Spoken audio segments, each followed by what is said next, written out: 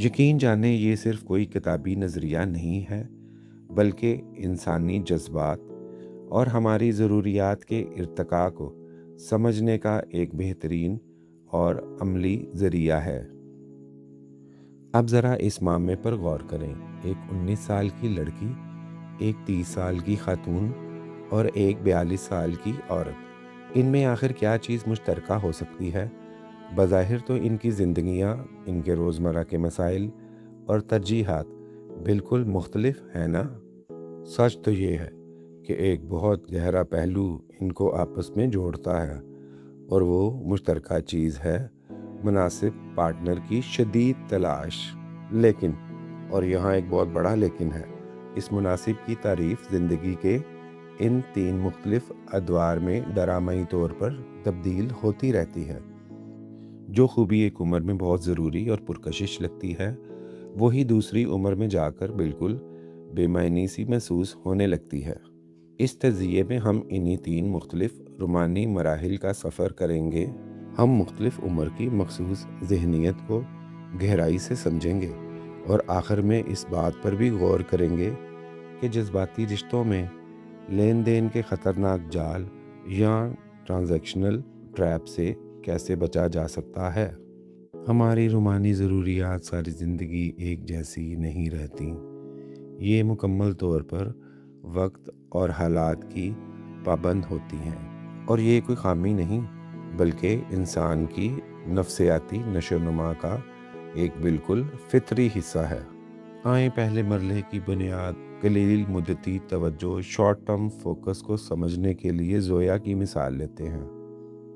ज़ोया एक 19 साला part time model है, जिसने अभी अभी अमली ज़िंदगी में कदम रखा है। इस उम्र में पूरी तवज्जो सिर्फ़ और सिर्फ आज पर होती है। ज़िंदगी बस एक एडवेंचर लगती है। मुस्तकबिल की प्लानिंग या कैरियर की संजीदगी का इस वक्त जहन में कोई वजूद नहीं होता। इस दौर में एक पार्टनर को अक्सर स्पॉन्सर के तौर पर देखा जाता है, कोई ऐसा जो महंगे ड्रेसेस और फौरी मादवी ख्वाहिशात को पूरा कर सके। यहाँ रिश्ते की बुनियाद सिर्फ तफरीह है, किसी जज्बाती गहराई पर नहीं। फिर वक़्त गुज़रता है और हम दाखिल होते हैं दूसरे मरहले में, 25 से 30 साल की उम्र। यहाँ आकर तरजीहात बिल्कुल पलट जाती हैं। वो बेफ़िक्र ज़िंदगी अब एक बोझ लगने लगती है। अब सिर्फ वक्ती तफरीह से दिल नहीं भरता, बल्कि एक ठोस और महफूज मुस्तकबिल की ज़रूरत शिद्दत से महसूस होने लगती है।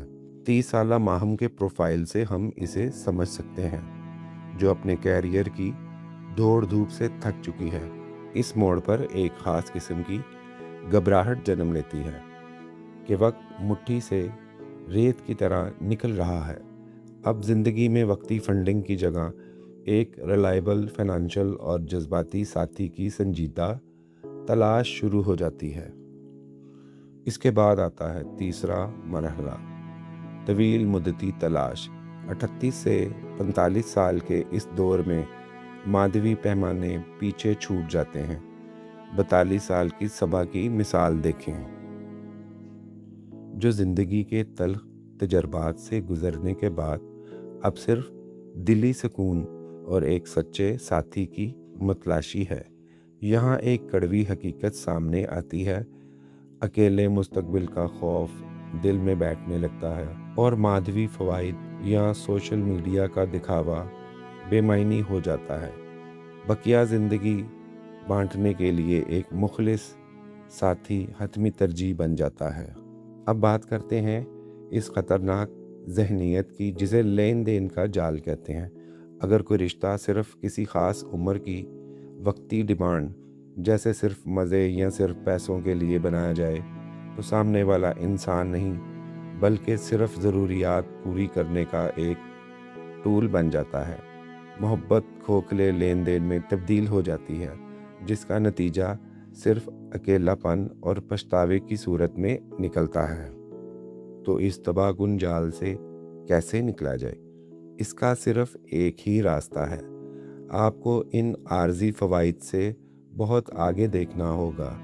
पार्टनर को चुनने का मेयार इसकी असल शख्सियत और सच्चा किरदार होना चाहिए, رشتے کی بنیاد اگر غیر مشروط پرواہ پر ہوگی تو وقت کی چاہے جتنی بھی تبدیلیاں آئیں، رشتہ ان کا سامنا کر لے گا۔ یہ چھوٹا سا سوال ہم سب کو اپنے جذباتی رشتوں کو ایک نئے زاویے سے دیکھنے پر مجبور کر سکتا ہے۔ کیا ہمارے تعلقات واقعی غیر مشروط محبت پر قائم ہیں یا محض زندگی کی عارضی ضروریات پوری کرنے کا ایک لین دین ہے؟